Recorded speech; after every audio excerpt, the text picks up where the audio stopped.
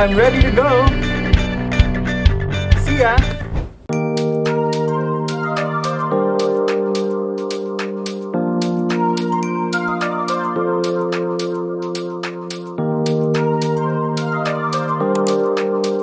Okay, I'm having dinner here. I'm here sa may Gandaria Sydney Mall.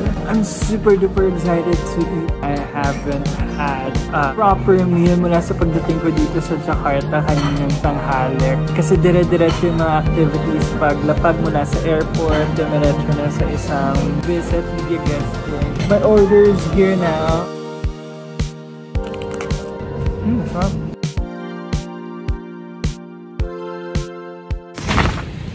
Good morning. I had breakfast na sa may Novotel, dun sa breakfast buffet. I went out dito sa area, maghahanap ako ng kape. I also brought my camera with me para kapag-practice ng food photography.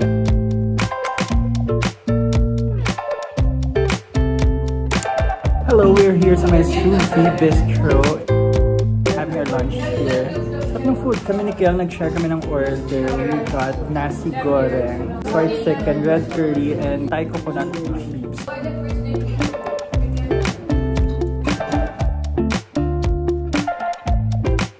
And my order for dinner is Texas chicken. Thai part. I like Thai part. Harap. Type ko talaga itong Texas chicken. Okay, we're with the whole band here and Petra and Rusty. Walking around the area. We're going to the Ponderana Happy spot. Just take some photos around here. So yeah, you know, we got coffee sa Tuku. It's this one. And it's yum. We are here sa Iron Fist. American Chinese. Right now.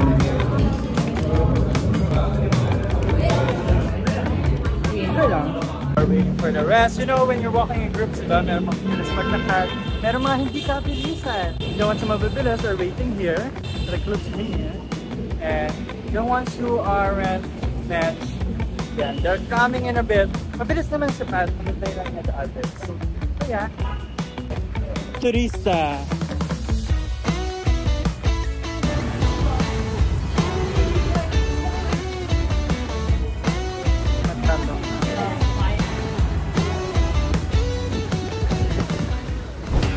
Hi! So we're here at GBK Arena area and we are watching day 2 of We The Fest. Yung friend namin, si Petra, he will be performing around 5 PM mamaya. So we will watch all the other artists, local and international. Last artist I'm targeting to watch is Henry Moody. It's gonna be a fun afternoon, a fun night. See ya!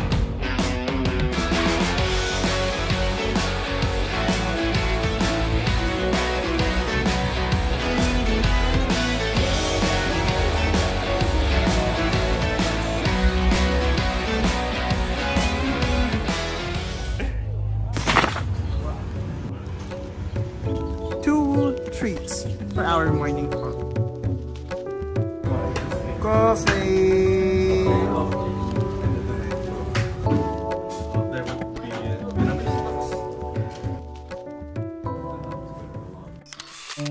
Art ni Patricia Piccianini. It's hyper-realistic sculptures. Wow. Ganda ng museum na to. It's Museo Machan. It's a modern contemporary art museum. This is the only thing though that I can touch in this exhibition. Yeah. I'm really happy that I got to visit this place. So many interesting na mga installations, na mga art pieces, na sculptures in this room. Just so, wow. Ganda, seryoso. Super nice. I'm here sa my common grounds sa labas ng Museo Machan. I really enjoyed my time doon sa loob. I spent around mga 20 minutes doon dahil nga I just squeezed this in at pagbisita dito sa museum na to. Siguro if I have more time, siguro mas immerse ako dun sa mga artwork sa loob. It is closed on Mondays, which is tomorrow. At ibig sabihin nun, kahit yung medyo maluwag sa schedule namin, hindi ko siya pwedeng puntahan. Siniksik ko lang talaga siya. I was in a studio kanina with half of the band. Then I will need to go to another studio and then makakompleto everyone in the team mamaya. Malapit lang to dun sa next studio namin. So, nag-decide ako na dumaan real quick. I would recommend this place. It's really nice. Right back here sa Medyo Clarita.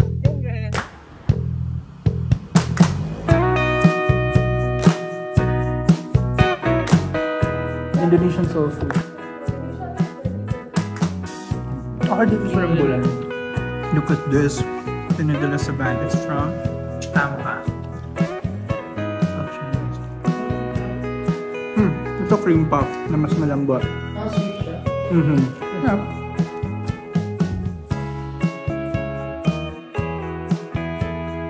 Super. That's the name of the place.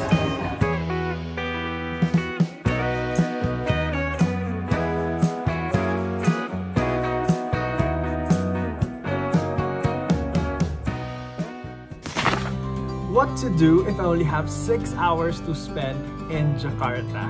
Okay, so saan ba ako pwede pumunta? Ano pwede kong ikutan? I've searched long and hard para makapag-decide kung anong gagawin ko.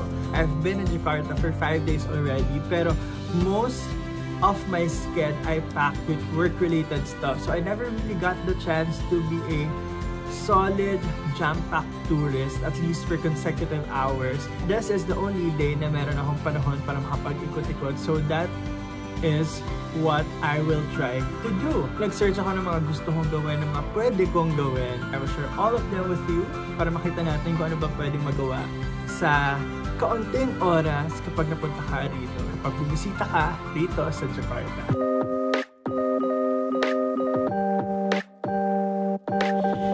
Hi guys, so I'm here sa my shop house Menteng. They call this a lifestyle joint. Dito sa area, it houses many different cafes, restos. I ordered my ask for patty ng burger and coffee mula sa Black Tray. I will start this 6-hour turista journey with some food to fuel up my day para meron akong enough energy para mag-explore, maglakad-lakad, mag-ikot-ikot.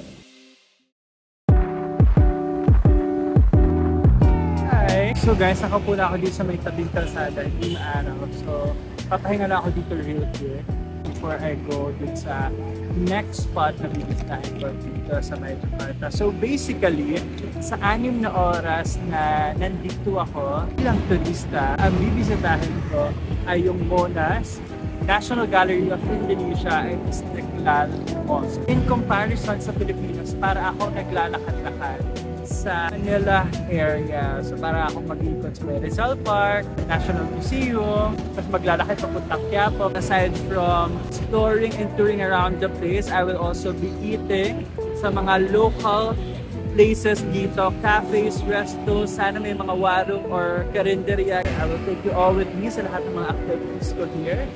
See ya!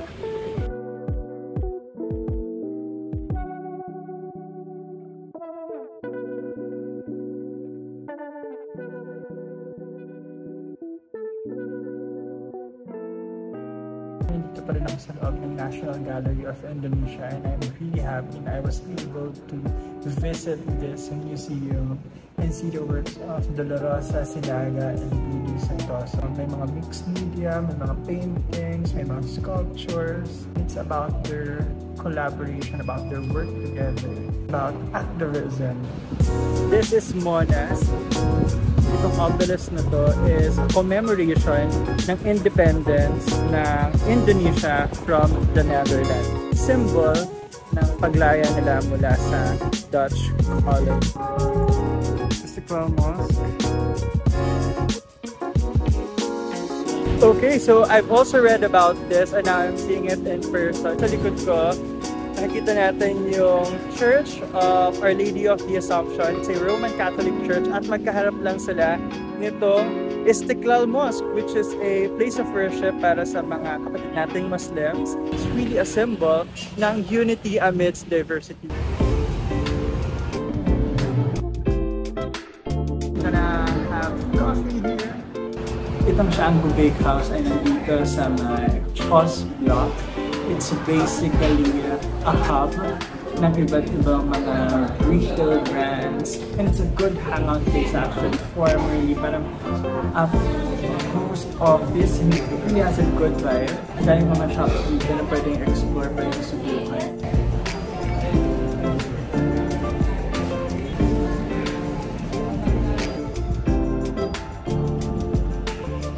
Sabi, dami ko nang nilakad. Wala akong suot na any fitness watch today. Pero sabi ng Apple Health, ako ay naka 12,000 steps na today. Ito sa aking journey.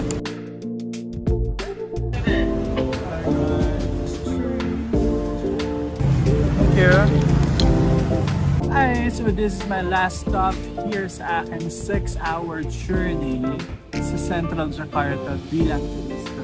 To top off my gala, I'm having nasi goreng.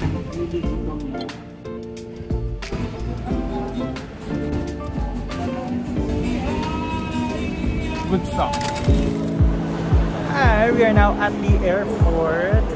I hope the counter's open because I want to go inside now first. Yeah, right?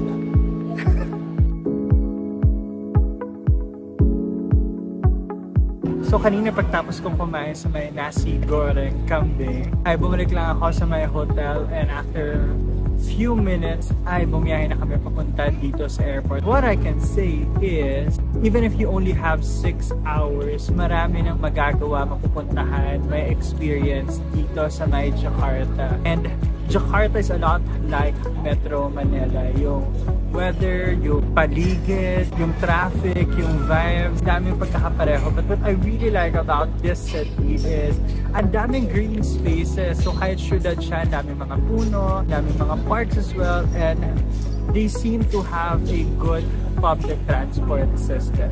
I am happy that aside from Bali, I was able to immerse myself or explore the capital city of Indonesia. This was a good trip.